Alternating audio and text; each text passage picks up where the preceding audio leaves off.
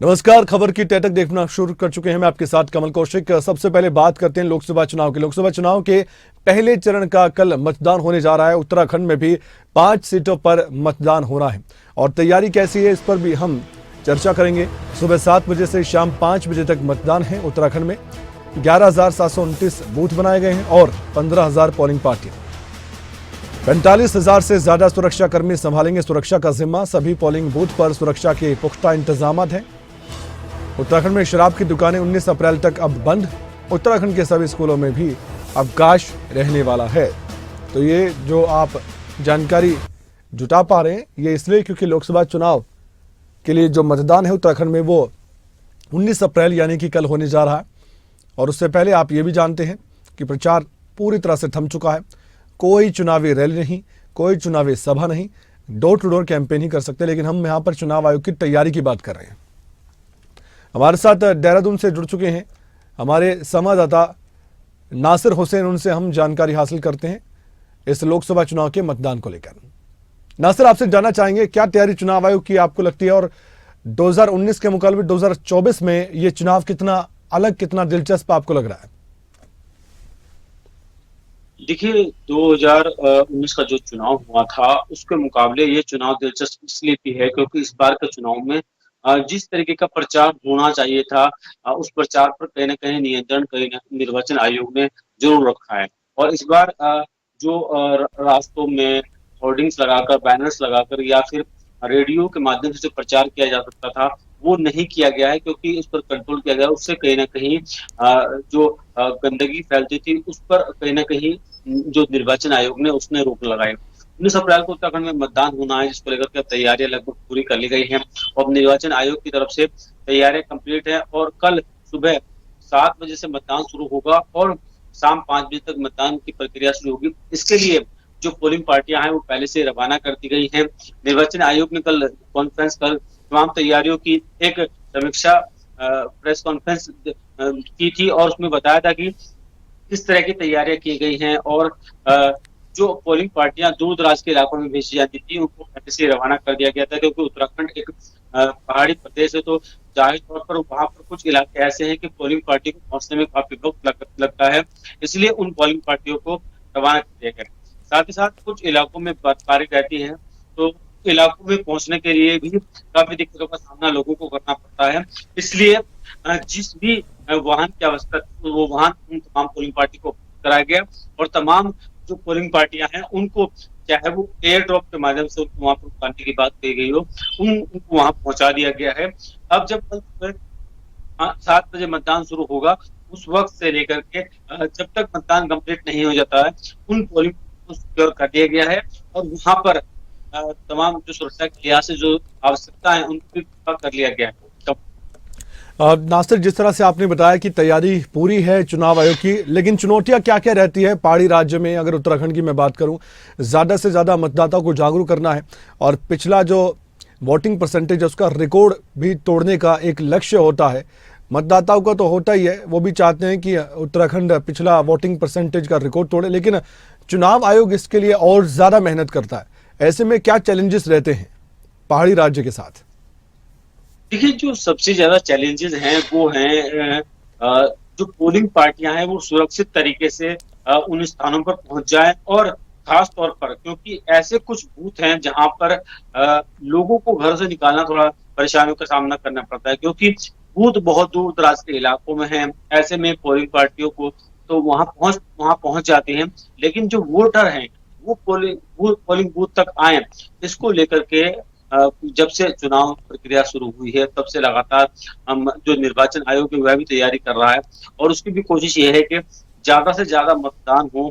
इसके लिए जो प्रचार प्रसार किया जा सकता है वो किया जा रहा है। तमाम जो लोग हैं उनसे मुलाकात कर जो तमाम निर्वाचन के कर्मचारी हैं वो लगातार कोशिश कर रहे हैं कि ज्यादा से ज्यादा लोग मतदान करने के लिए पहुंचे। उसके लिए जो आवश्यकता है वो तमाम चीजें की चाहे वो प्रचार प्रसार के माध्यम से या नुक्कड़ नाटकों के माध्यम से तमाम चीजों के माध्यम से उनको पूरा किया जा रहा है। यानी लोगों को पता चले कि चुनाव चल रहा है, उनके लिए 19 तारीख को मतदान करने जाना है। तो ये तमाम जो लोग हैं मतदाता हैं उनसे अपील भी की जा रही है। दूसरी तरफ सबसे बड़ी जो चुनौती रहती है, जो पोलिंग पार्टियां हैं वो सुरक्षित तौर पर उन तमाम इलाकों में पहुंचे और सुरक्षा के लिहाज से वो, क्योंकि बहुत दुर्गम इलाके हैं जहां पर गाड़ियां पहुंच रही हैं, उसके बाद तो वो पोलिंग पार्टियां उनको पैदल जाने में खासी दिक्कतों का सामना जी, करना पड़ रहा है। उन तमाम चीजों को देखते हुए भी इन चुनौतियों से निपटने के लिए निर्वाचन आयोग पूरी तरीके से तैयार एक अंतिम सवाल, राजनीतिक तौर पर देखा जाए मुकाबला बहुत कड़ा है, क्योंकि अभी आप जानते हैं कि कुछ हमारी भी यहाँ पर सीमा है, लेकिन फिर भी मैं आपसे बात करना चाहूँगा। जो डोर टू डोर कैंपेन है उसमें कितना ज़्यादा असर आपको लगता है कि जो उम्मीदवार है वो अपने चुनाव पर कर सकते हैं, या उनको फ़ायदा नुकसान हो सकता है? क्या डोर टू डोर कैंपेन भी बहुत ज़्यादा प्रभाव रख सकता है जीत हार पर मतदान से पहले? देखिए, हर एक जो प्रत्याशी है उसकी कोशिश रहती है कि वो ज्यादा से ज्यादा मतदाताओं तक तो पहुंच सके और वहां पर पहुंचने के बाद उनको सामने अपनी बात रख सके। यानी जो वायदे पार्टियां कर रही हैं या जो वायदे वो जनता के सामने करना चाहते हैं, उनको पहुंचने के लिए वो हर एक मुद्दा तक पहुंचना चाहता है। लेकिन चूंकि लोकसभा का चुनाव है, एक लोकसभा में करीब 14 विधानसभाएं होती है और ऐसे में जो डोर टू डोर कैंपेन की हम बात कर रहे हैं वो बहुत ज्यादा असर इस पर नहीं डालता है, ओके, क्योंकि एक कोई भी प्रत्याशी है वो उन तमाम मतदाताओं तक ज्यादा से ज्यादा मतदाताओं तक नहीं पहुंच पाता सही है। कहा सिर्फ आपने। प्रचार के माध्यम से या तमाम चीजों के माध्यम से ही या मीडिया सोशल मीडिया के माध्यम से ही वो उन तक पहुंच सकता है। तो ऐसे में जो जरूरी है, क्योंकि जो समय बचा है अब प्रचार थमने के बाद, उसका इस्तेमाल प्रत्याशी हमेशा अपने कार्यकर्ताओं से मुलाकात करने में करते हैं, एक रणनीति तय करने में करते हैं और वही कल शाम 5 बजे जब प्रचार ठीक थम है। जाता है उसके बाद क्योंकि चुनाव की तैयारी करनी होती है, इसको इसमें तमाम प्रत्याशी जुटे हुए हैं। बहुत बहुत धन्यवाद, आपने जानकारी दी है। और मतदान को लेकर पूरी तैयारी हमने उत्तराखंड में देखी है चुनाव आयोग की, बस अब इंतजार कल तक का है। मतदाताओं से हम भी अपील करते हैं ज़्यादा से ज़्यादा संख्या में आप बाकी लोगों को भी, वोटर्स को भी बूथ तक ले जाएं और पिछली वोटिंग परसेंटेज का रिकॉर्ड तोड़ें। शिमला से एक अहम खबर धनीराम शांडिल की बात करेंगे। जयराम ठाकुर पर बड़ा और तीखा हमला उन्होंने किया है। कांग्रेस फोबिया से ग्रसित है जयराम ठाकुर, ये बात उन्होंने कही। इन्हें नजर नहीं आ रही है 5 गारंटियां जो कि पूरी हो चुकी हैं, ये बात दोहराई उन्होंने। वास्तव में ही जयराम का गणित बहुत कमजोर, ये हिमाचल के स्वास्थ्य मंत्री धनीराम शांडिल ने बात कही है। इस राजनीति को समझेंगे हम। हमारे साथ ब्यूरो जुड़ चुके हैं हमारे प्रदीप ठाकुर। प्रदीप, गारंटियों पर लगातार बात। जयराम ठाकुर एक तरफ, मुख्यमंत्री सुखविंदर सिंह सुक्खू एक तरफ, अब उनके मंत्री भी जयराम ठाकुर को और बीजेपी को लगातार घेरते हुए नजर आ रहे हैं। इस राजनीति को थोड़ा सा हमारे दर्शकों को समझाएंगे खबर की तह तक पहुंचकर, प्रदीप? बिल्कुल, देखिए, हिमाचल में अब जो चुनाव कैंपेन है वो धीरे धीरे रफ्तार पकड़ रहा है। हालांकि अभी कांग्रेस पार्टी के कुछ प्रत्याशियों का इंतजार है, जिसमें विधानसभा के 6 प्रत्याशी हैं और उसके साथ साथ लोकसभा के 2 प्रत्याशी। और अब उम्मीद है कि 1-2 दिन में उनके नाम फाइनल हो जाएंगे और उसके बाद जो बार पलटवार का दौर है वो तो और तेज हो सकता है। अभी भी अगर बात की जाए तो इस वक्त आरोप प्रत्यारोप का दौर चला हुआ है और पिछले कल नेता प्रतिपक्ष जयराम ठाकुर ने शिमला में बाकायदा प्रेस कॉन्फ्रेंस की और गारंटियों को लेकर सवाल पूछे। 1500 महिलाओं को देने को लेकर जो घोषणा मुख्यमंत्री ने की है उसमें सवाल उठाए कि 15 महीने में आपने ये काम क्यों नहीं किया। बिल्कुल चुनाव के ऐन वक्त पर आपको नोटिफिकेशन निकालनी पड़ी और घोषणा कर रहे हैं कि जब जून होगा तो हम डबल यानी 2 महीने का इकट्ठे ही 30,000 रुपए देंगे। इस पर भी सवाल उठाए हैं कि ये आचार संहिता का उल्लंघन है। लेकिन यहाँ पर अब मुख्यमंत्री के साथ उनके मंत्री जो है, उनके वजीर खड़े हो गए हैं। कर्नल राम शांडिल जो स्वास्थ्य मंत्री हैं और उनके सामाजिक न्याय अधिकारी विभाग भी है और वही विभाग महिलाओं को 1500 रुपए भी देगा। तो ऐसे में उनकी तरफ से ये कहा गया है कि हमने अपनी 5 गारंटियां पूरी कर ली हैं और ये अब बीजेपी के नेताओं को भी और नेता प्रतिपक्ष को भी इस बात की जानकारी होनी चाहिए। बल्कि ओपीएस को लेकर नेता प्रतिपक्ष को इन्होंने घेरा और कहा कि आपने विधानसभा में कहा था कि पेंशन चाहिए तो चुनाव चाहिए, लेकिन तब आपको ये चीज याद नहीं आई। कहीं न कहीं आरोप प्रत्यारोप और शुरू हुआ है और इसमें जिस तरह से पिछले कल नेता प्रतिपक्ष ने ये भी कहा कि ये सरकार अपने आप अस्थिर हो जाएगी, लोकतांत्रिक ढंग से ये अस्थिर होगी, हमारा उसमें कोई रोल नहीं रहेगा। मुख्यमंत्री को हटाने के लिए उनके ही ग्रुप में कुछ लोग जो है चाहते थे कि वो पद से हट जाए। तो इस पर भी कर्नल राम शांडिल ने जवाब दिया, कहा कि मुख्यमंत्री के साथ पार्टी एकजुट कर खड़ी है और उनके एकजुट इस वक्त पार्टी है। तो अब ये जो सिलसिला शुरू हुआ है इन्हीं मुद्दों को लेकर हिमाचल का, चाहे विधानसभा के चुनाव की बात की जाए, चाहे लोकसभा की बात की जाए, इन मुद्दों को लेकर ये चुनाव लड़ा जाना है। गारंटियों को लेकर सब सवाल पूछे जाएंगे, दूसरी तरफ गारंटियों को लेकर जवाब दिए जाएंगे, हमने क्या किया है को लेकर सवाल पूछे जा रहे हैं। और सत्ता पक्ष यानी केंद्र पर आरोप लगाती है कि हमें केंद्र से सहयोग नहीं मिला है। और बाकी भी जो प्रदेश में इस वक्त हम कह सकते हैं कि अब मुद्दे गरमाने लगे हैं, और जिस तरह का सियासी संकट, सियासी घटनाक्रम हिमाचल में हुआ, वो भी एक मुद्दा बना हुआ है कि बीजेपी पर आरोप लगाया जा रहा है कि उन्होंने विधायकों को खरीदने की कोशिश की, कि विधायक बिक गए, उनका जमीर ईमान बिक गया, ये सारे आरोप लगते हैं। तो वो भी अपनी तरफ से बात कह रहे हैं, और बीजेपी के नेता भी अपनी तरफ से बात कह रहे हैं। जो बागी हुए कांग्रेस के 6 विधायक जो बीजेपी के कैंडिडेट है वर्तमान में, वो भी अपनी बात कह रहे हैं। तो अब ये माहौल जो है वो गरमाने लगा है। हालांकि 7 मई को हिमाचल की नोटिफिकेशन होनी है, और तब तक हम कह सकते हैं कि जो कांग्रेस पार्टी के सभी कैंडिडेट फाइनल होकर चुनाव मैदान में होंगे और लड़ाई होगी। प्रदीप, एक बात और मैं आपसे समझना चाहूंगा, जो गारंटी की बात हो रही है, एक तरफ मोदी की गारंटी की बात हो रही है, लेकिन बीजेपी ने कई वायदे केंद्रीय स्तर पर किए थे जनता से, राज्य स्तर पर भी कांग्रेस पार्टी ने की। ये गारंटी की बात जितनी हो रही है, आपको लगता है कि जो बात कांग्रेस पार्टी कहना चाह रही है वो जनता तक पहुंच रही है कि हमने गारंटी पूरा कर दिया, 5 गारंटी पूरी की? दूसरी ओर बीजेपी जो नैरेटिव लेकर चल रही है कांग्रेस पार्टी को लेकर, ये आपको लगता है कि उसमें बीजेपी कामयाब होती दिखाई दे रही है? अभी ग्राउंड पर क्या चर्चाएं हैं, आम लोगों के बीच क्या बातें चल रही हैं इस लोकसभा चुनाव को लेकर और 6 सीटों पर उपचुनाव को लेकर? बिल्कुल कमल, देखिए, अगर आम लोगों की बात की जाए, इस वक्त जिस तरह से लोकसभा का चुनाव है, और उसमें हिमाचल में हमेशा देखा गया है कि जो केंद्र में बीजेपी का सपोर्ट जो है आज तक हुआ है, चाहे 2014 की बात करें, चाहे 2019 की बात करें। हालांकि उपचुनाव में एक सीट मंडी की जो उपचुनाव हुआ था, वो बेशक कांग्रेस के खाते में आई थी, तो कहीं ना कहीं केंद्र के मुद्दे लोकसभा चुनाव में हावी रहेंगे।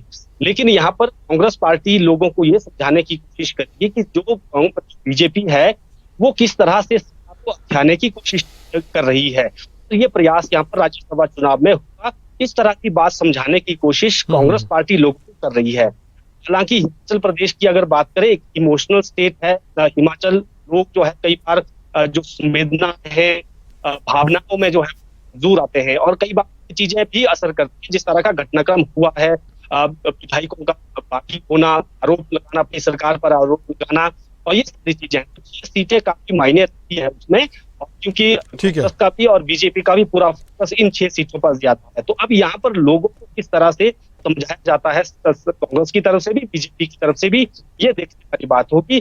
कितना जोर है कि जो लोकल इश्यूज हैं, जो लोकल फैक्टर हैं, लोकसभा में वो हिमाचल में जोर काम करेंगे। और जो चाहे बीजेपी सरकार थी, उसकी तरफ से जो फायदे हिमाचल में किए गए हैं, नेशनल हाईवे जब पूर्व में घोषणा हुई, लगभग 70 के करीब नेशनल हाईवे की घोषणा हुई, उसको भी देखेंगे कि कितने काम उस पर हुए हैं। और इसके साथ इंपोर्ट ड्यूटी सेव को, लेकिन सबसे बड़ी बात प्रदीप ये भी है कि ग्राउंड पर जो दिखेगा उसके बाद वही सच जनता मानेगी। अगर महसूस हो रहा होगा कि वाकई में काम हुआ है तो उससे कांग्रेस को फायदा होगा।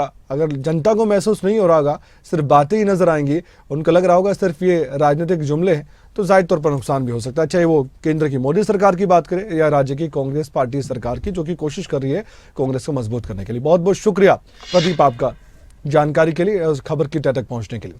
अब बात हरियाणा की। हरियाणा कांग्रेस के उम्मीदवारों की लिस्ट कब आएगी, ये सवाल बड़ा है। आज या कल ये लिस्ट आ सकती है। कई सीटों पर पेच फंसा हुआ है, ऐसी जानकारी पहले भी दी जा चुकी है, लेकिन देरी क्यों हो रही है, असल कारण हम आपको बताएंगे खबर की तह तक में पहुंचकर। दिल्ली में उम्मीदवारों की सूची को लेकर कई बार मंथन हो चुका है। अब कांग्रेस के राष्ट्रीय अध्यक्ष मल्लिकार्जुन खड़गे अब वही जारी करेंगे लिस्ट, ऐसा बताया जा रहा है। उनके ऑफिस से जारी होगी लिस्ट, क्योंकि इसको लेकर सब कमेटी की बैठकें हुई, मंथन हुआ, एक एक सीट पर बहुत गहनता से चर्चा हुई है। हमारे साथ हमारे संवाददाता राजा पटेल जुड़ चुके हैं दिल्ली से।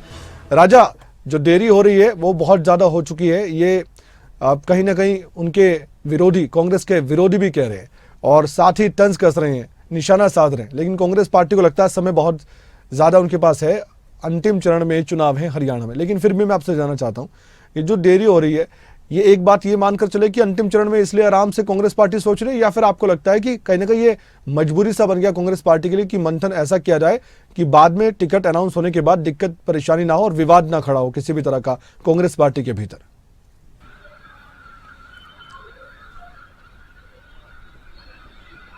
बिल्कुल, देखिए जाहिर तौर पर, क्योंकि जिस तरीके से काफी लंबा जो है मंथन कांग्रेस का दिल्ली में देखने को मिल रहा है, पर अभी तक जो कांग्रेस के उम्मीदवारों की सूची है वो जारी नहीं होती है। अब क्योंकि जो सब कमेटी की बैठक के बाद जो रिपोर्ट है वो कांग्रेस के राष्ट्रीय अध्यक्ष मल्लिकार्जुन खड़गे को सौंप दी गई है, यानी कि जो सूची है सभी नामों की वो कांग्रेस के राष्ट्रीय अध्यक्ष के कार्यालय पहुंचा दी गई है। आज या कल में कांग्रेस के उम्मीदवारों की लिस्ट देखने को मिलेगी, पर जिस तरीके से काफी लंबा समय हो गया है, पहले चरण के चुनाव की शुरुआत होनी है, ऐसे में 2 हफ्ते से ज्यादा का वक्त रहा है जब हरियाणा में नॉमिनेशन की प्रक्रिया शुरू हो जाएगी, तो काफी देर कांग्रेस की तरफ से यहाँ पर होती हुई नजर आ रही है। जाहिर तौर पर सबकी निगाहें कांग्रेस की लिस्ट पर टिकी है, चाहे पक्ष की बात करें या फिर अलग अलग राजनीतिक दलों की बात करें, कि आखिरकार कांग्रेस जिस तरीके से जातीय समीकरण की बात कर रही है, मजबूत उम्मीदवारों की बात कर रही है, और जो नाम लगातार पैनलों में भेजे गए हैं और लगातार हम अपनी स्क्रीन पर नाम दिखा भी रहे हैं काफी लंबे समय से जो संभावित नाम है, तो आखिरकार ऐसे कौन से जो मजबूत उम्मीदवार है कांग्रेस ग्राउंड में उतारेगी। पर एक वजह यह भी हो सकती है कमल की, जिस तरीके से अंदर खाने काफी अंदर कलह भी यहाँ पर चलती हुई नजर आ रही है, गुटबाजी भी यहाँ पर हावी होती हुई नजर आ रही है, क्योंकि कांग्रेस की जो पहली चुनाव समिति की बैठक है हम उस पर गौर करें तो जाहिर तौर पर एंड वक्त पर कुमारी शैलजा, रणदीप सुरजेवाला को कांग्रेस हाईकमान की तरफ से बैठक में बुलाया गया, उनसे राय ली गई कि क्या ये जो 9 लोकसभा की सीटें हैं इस पे इन सभी जो नामों के जो पैनल बनाए गए हैं इनसे आप सहमत हैं।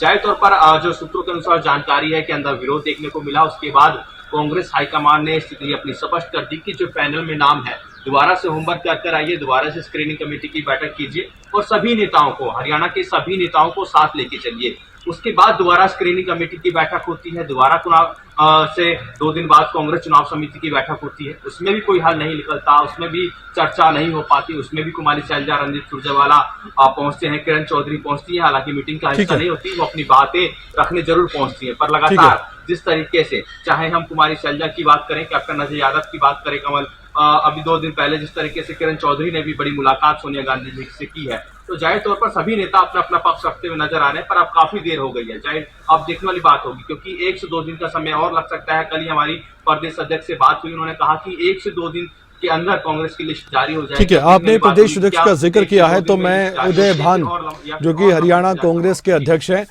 उनसे जो बातचीत आपने की थी, मैं चाहता हूं मेरी टीम वो बातचीत सुनवा दे ताकि हम समझ सके कि जो सवाल किया गया था कि लिस्ट कब आएगी, दर्शकों को उसका जवाब उस बातचीत में मिल सके।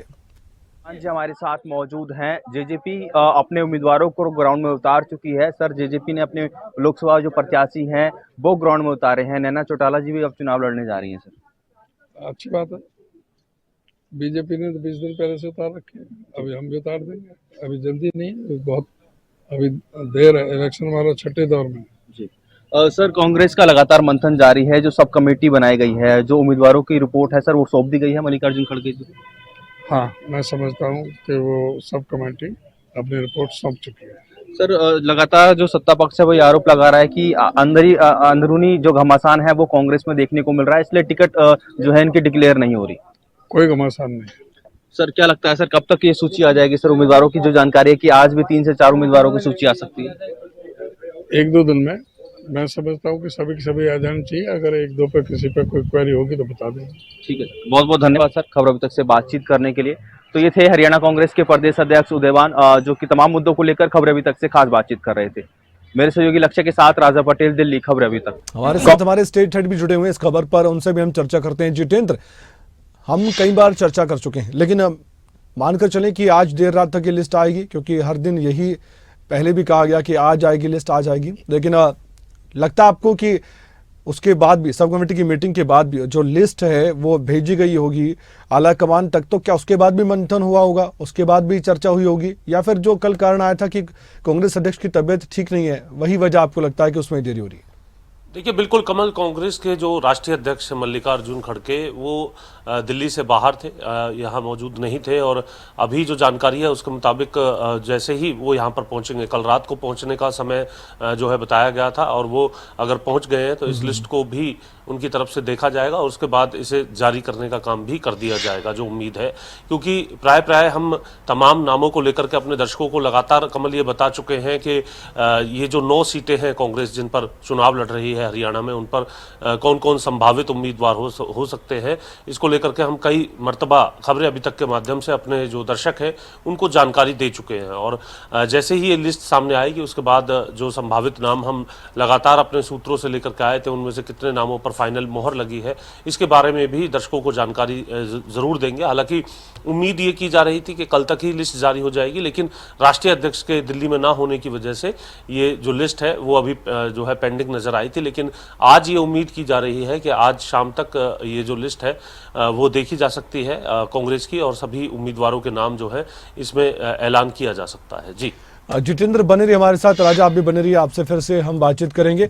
हरियाणा के मुख्यमंत्री नायब सिंह सैनी का आज दिल्ली का दौरा है। बेरी हलके के 44 गांव के सरपंचों से मुलाकात कर रहे हैं मुख्यमंत्री। दिल्ली के हरियाणा भवन में मुलाकात चल भी रही है। लोकसभा चुनाव को लेकर भी फीडबैक लिया जा रहा है। हरियाणा में 10 की 10 लोकसभा सीटें जीतने का बड़ा लक्ष्य बीजेपी का है, मुख्यमंत्री का। राजा पटेल जुड़े हुए हैं, उनसे हम जानकारी लेते हैं, दिल्ली में वो भी मौजूद है। राजा, ये जो रणनीति है ये काम आने वाली है, फीडबैक तो लिया जा रहा है, लेकिन क्या रणनीति पर भी काम किया जाएगा? गांव में और ज़्यादा बीजेपी को मजबूत करने का प्रयास है ये, और सरपंचों के लिहाज से देखा जाए तो रणनीति में वो कैसे मदद कर सकते हैं बीजेपी की?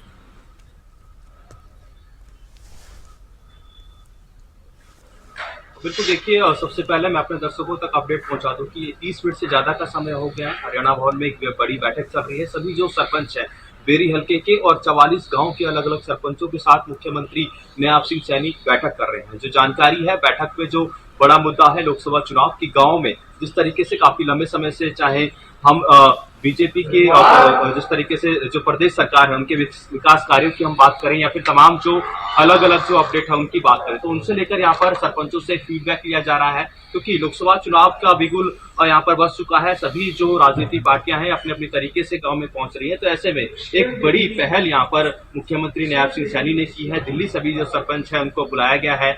44 गांव के सरपंच, जो कि ऐसे कई गांव हैं जहां पर बड़ी बड़ी पंचायत है, उन सभी सरपंचों को बुलाकर बातचीत कर रहे हैं। जाहिर तौर पर लोकसभा चुनाव को लेकर भी यहाँ पर बातचीत होगी और मजबूती के साथ सरपंच किस तरीके से बीजेपी को सपोर्ट करेंगे, मजबूती के साथ इन सभी को लेकर ड्यूटियां भी कहीं ना कहीं सरपंचों की लगाई जाएगी। जी बहुत बहुत धन्यवाद जानकारी देने के लिए राजा पटेल। आपसे अपडेट हम लेते रहेंगे जब मीटिंग खत्म होती है। तो क्या हरियाणा के मुख्यमंत्री नायब सिंह सैनी कहते हैं कुछ इस मीटिंग को लेकर जानकारी देते हैं, इस पर नजर बनी रहेगी। आगे बढ़ते हुए हरियाणा के मुख्यमंत्री नायब सिंह सैनी की हम बात करेंगे, क्योंकि फरीदाबाद का दौरा, पृथला विधानसभा क्षेत्र में बीजेपी की विजय संकल्प रैली, इस रैली को संबोधित करेंगे मुख्यमंत्री नायब सिंह सैनी। फरीदाबाद लोकसभा सीट पर बहुत मेहनत कर रही है इस समय बीजेपी। और बात करें पृथला की, तो इस विधानसभा क्षेत्र में आप जानते हैं निर्दलीय विधायक के तौर पर मजबूती के साथ पिछले कैंडिडेट जीते, लेकिन हर हलके और हर विधानसभा पर नजर क्यों रहती है लोकसभा चुनाव में? क्योंकि विधानसभा और हलका मजबूत होगा तो फिर मदद मिलेगी जीत में, और वो भी बड़े मार्जिन से।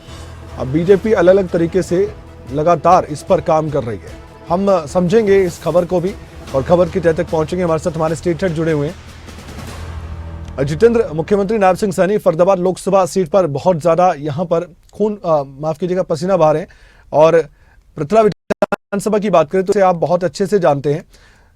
आप ये बताइए कि पृथला विधानसभा क्षेत्र बीजेपी के लिए कितना चुनौतियों भरा आपको लगता है? कितनी आसानी और कितनी मुश्किलात बीजेपी के लिए?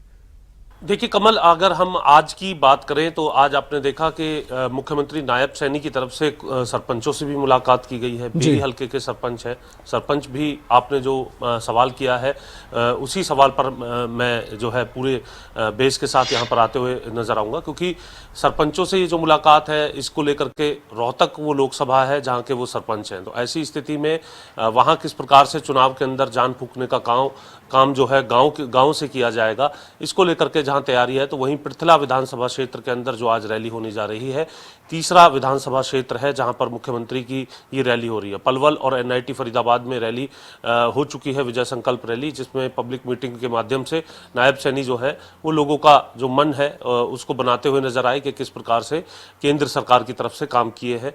आपने भी जो खबरें अभी तक के माध्यम से तमाम दर्शकों को वो जो स्पीच है वो सुनवाई है। आज भी पृथला विधानसभा क्षेत्र की अगर हम बात करते हैं तो पूरे तरीके से ग्रामीण सीट है और यहाँ पर जो है गांव के जो लोग हैं, ग्रामीण जो लोग हैं, जो किसान हैं, उनके बीच में जाकर के आज विजय संकल्प रैली को भी नायब सैनी संबोधित करते हुए नजर आएंगे। तो सीधे तौर पर चाहे वो सरपंचों से मुलाकात को लेकर के हो या फिर हलकों को इस प्रकार से चुन करके उनके बीच लोगों के बीच में जाकर के चुनाव प्रचार करने की बात हो, उसमें कोई कोर कसर भारतीय जनता पार्टी नहीं छोड़ रही है। चाहे वो गांव हो, शहर हो, सरपंच हो, उन सभी से जो है अपना एक संपर्क बना करके ये प्रयास किया जा रहा है कि चुनाव के अंदर कोई भी कोर कसर ना रहे और पूरे तौर पर जो 10 की 10 सीट जीतने का लक्ष्य भाजपा बता रही है उस लक्ष्य की प्राप्ति तक पहुंचा जाए, इसको लेकर के ये तमाम रैलियां और ये तमाम मीटिंग्स देखने के लिए मिल रही है। बहुत बहुत धन्यवाद जानकारी देने के लिए इस खबर पर आपका जितेंद्र।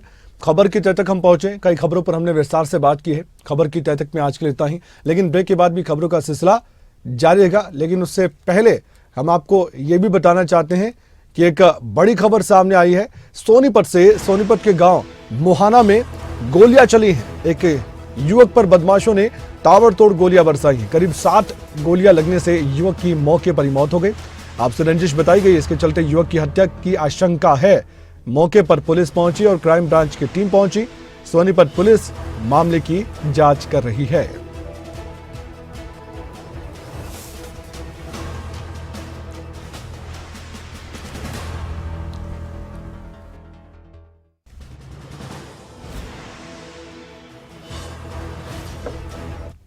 फिलहाल इस बुलेटिन में इतना ही। खबरों का सिलसिला जारी है।